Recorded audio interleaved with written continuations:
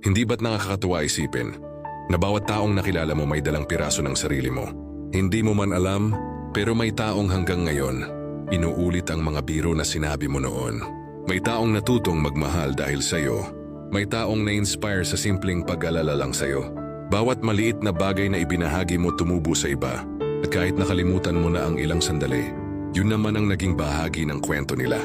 Ang totoo, ang mga bakas na iniiwan natin ay nananatili kahit wala na tayo. Pero hindi lang mahalaga ang ibinigay mo sa kanila. Mahalaga rin ang ibinalik nila sa'yo. Bawat kaibigan, bawat kapamilya, bawat estranghero, lahat sila nakatulong hubugin kung sino ka ngayon.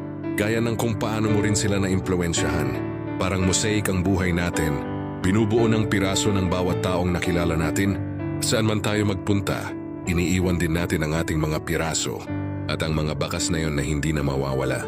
Siguro iyon ang tunay na kahulugan ng pagiging tao.